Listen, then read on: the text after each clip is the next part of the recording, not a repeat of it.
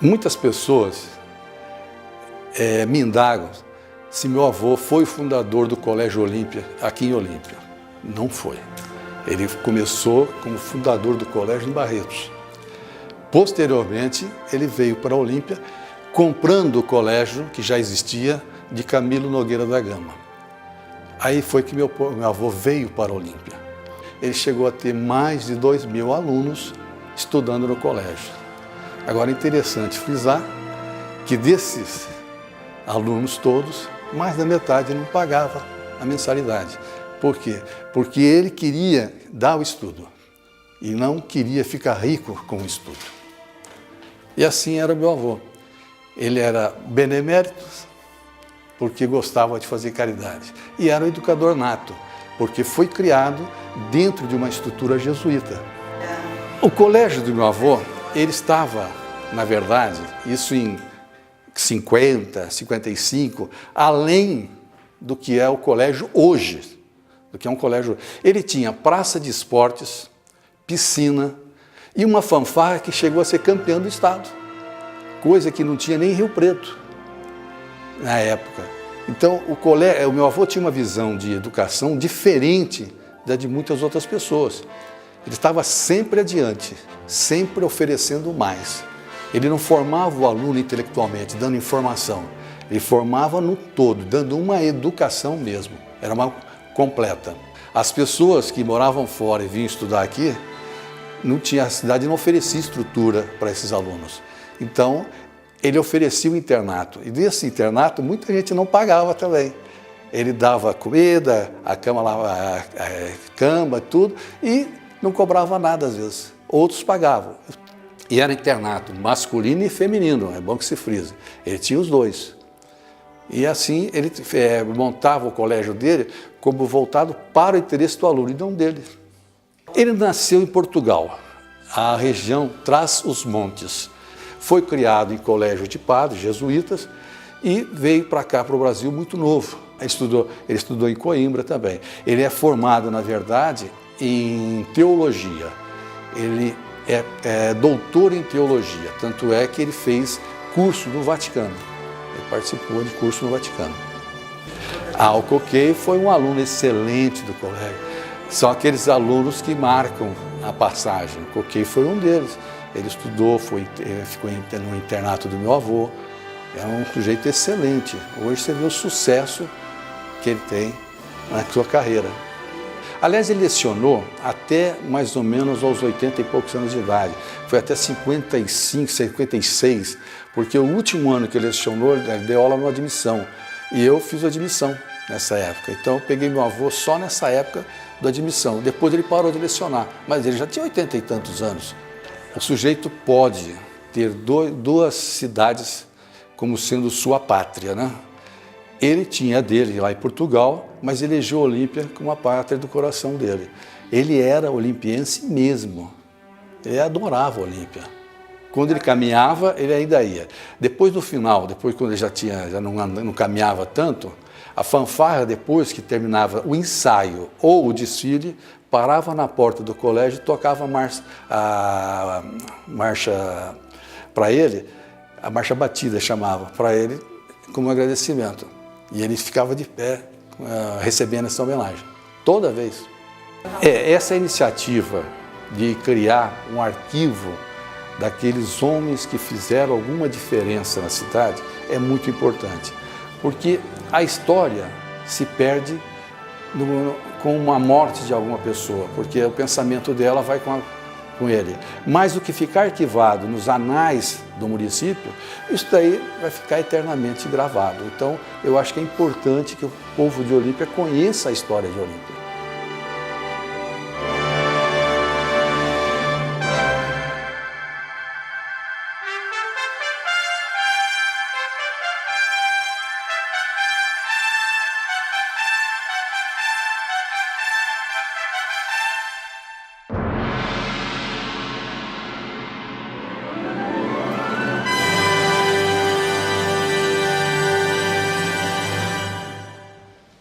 Isso. E seus irmãos trabalharam? No sítio. Na fazenda.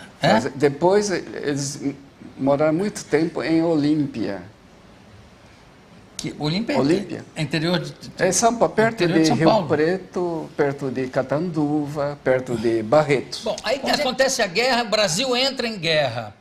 Vocês, como japoneses, como fazendo parte do eixo, quer dizer, ligação Sim, da Alemanha, Itália, Japão. Isso. Vocês sofreram consequências aqui? Acredito que sim, mas eu particularmente não. Por que isso? Porque eu estava no ginásio, no internato, no ginásio Olímpia, os 4 anos de guerra. Sei. Aí todo mundo... Não havia problema porque o diretor do ginásio Olímpia era uma pessoa muito educada, erudita, por sinal, ele foi inclusive secretário do Papa Pio IX. Terminou em primeiro lugar na Universidade de Coimbra. Olha só. Dr. Antônio Augusto dos Santos Reis, Neves, Santos Neves. Depois aparece ele formando em doutoramento na Universidade de Roma e aparece o Dr. Neves como secretário do Papa Pio IX. Olha só. E eu tive sorte de estudar no ginásio dele.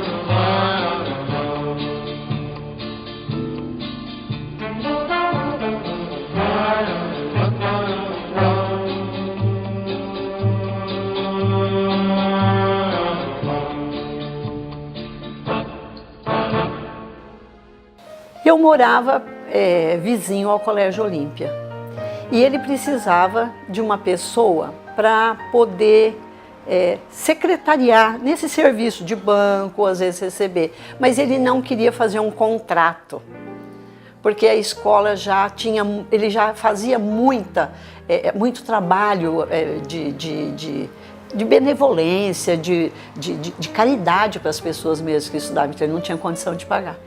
E eu era uma aluna próxima, né? Eu estudava no Colégio Olímpia e ele falou para minha mãe, se minha mãe deixasse eu estudar lá, trabalhar com ele meio período, e eu fazia das 2 às 5 e depois eu fazia das 7 às 8. Ele não cobraria a mensalidade minha e da minha irmã que estávamos lá. E o Dr. Neves era uma pessoa a mais deslumbrante que eu conheci na minha vida. Calmo, tranquilo, sereno, um grande ledor, adorava ler. Muitas vezes peguei o Dr. Neves lendo a Barça, adorava ler a Barça. Leu a coleção toda da enciclopédia Barça. E nos seus momentos de reflexão, que ele gostava muito de ficar recolhido com ele mesmo, a cadeira dele era voltada para a igreja de Nossa Senhora da Aparecida e ele ficava contemplando. Ele veio do Rio de Janeiro, né? Quando ele estudou, que ele gostava muito de ler, que ele foi professor de português. E eu sou uma professora de português porque eu devo isso a ele. Eu comecei a tomar gosto pelos livros, pela essa área da língua, devido ao Dr. Neves. Ele tinha horário para levantar, 9 horas ele ia para o escritório dele. O escritório dele era uma biblioteca gigantesca e ele passava o dia ali. Ele só saía dali para almoçar. Almoçar, tomar seu cafezinho, jantar e dormir. Ele passava o dia ali, ali era a vida dele. Ele foi uma pessoa muito feliz, muito religioso, muito devoto. O Dr. Neves era muito devoto. A minha carreira foi desse lado. Eu comecei como escriturária da escola Antônio Augusto Reis Neves e depois eu fui ser professora na escola Antônio Augusto Reis Neves e segui a carreira de língua portuguesa voltada mesmo àquilo que ele conversava comigo, aquilo que ele mostrava do valor do estudo, né? E como ele lia muito, ele também fazia a gente ler. Olha, leva esse livro que é muito bom, lê isso daqui que é muito bom, vai te ajudar. E eu segui o caminho de letras por causa do Dr. Neves. Ele não fazia diferença entre os alunos que tinham mais poder daqueles que não podiam pagar. Você não sabia quem pagava e quem não pagava, você não ficava sabendo, todas elas viviam juntas. As mulheres moravam no prédio com o Dr. Neves e os rapazes, meninos, né, moravam no prédio de baixo com os, como chamava? Os vigilantes, chamavam vigilantes. Participei da fanfarra do Dr. Neves. Era uma fanfarra vencedora, ela sempre venceu todos os prêmios, né? Era uma fanfarra muito organizada, era uma fanfarra com todos os instrumentos, era um orgulho para ele. Era os momentos que a gente viu o Dr. Neves sorrir, era quando ele via essa fanfarra dele na rua. Ele passou valores para mim, né? Valores éticos, valores morais, porque ele conversava, ele falava sobre isso, né? E me ensinou a ser uma pessoa que tinha que lutar pelo que queria na vida. Que ele sempre falou isso, que a gente tinha que lutar pelos sonhos, pelo que queria. Então, eu tenho muito isso dele. E parece que a minha vida cruzou com a dele, porque trabalhei com ele e trabalhei 6 anos como escriturária na escola Antônio Augusto Reis Neves e trabalhei 3 anos como professora da escola Antônio Augusto Reis Neves. Então, ele, para mim, é a pessoa, para mim, Margarete, ele é a pessoa mais ilustre que passou pela cidade de Olímpia, que eu pude conviver. Essa parte de trabalhar na educação, foi ele que me ensinou. E a minha paixão é trabalhar pela educação de Olímpia. Ele me despertou esse amor no início da minha adolescência. Eu tinha 14 anos quando eu convivi com o Dr. Neves. 14 e 15 anos, foram 2 anos muito felizes da minha vida, que eu convivi com ele, vivi e convivi. Começou que meus pais saíram de Olímpia, né? Então ele me pôs no internato para fazer admissão. Naquela época tinha admissão antes de você entrar no ginásio. E eu fiz a admissão no fim do ano, em dezembro. 55. Dezembro De 1955. de 55, em dezembro de 55. E depois a primeira série, que seria a quinta, né? Isso. Foi em 56, logo no ano seguinte.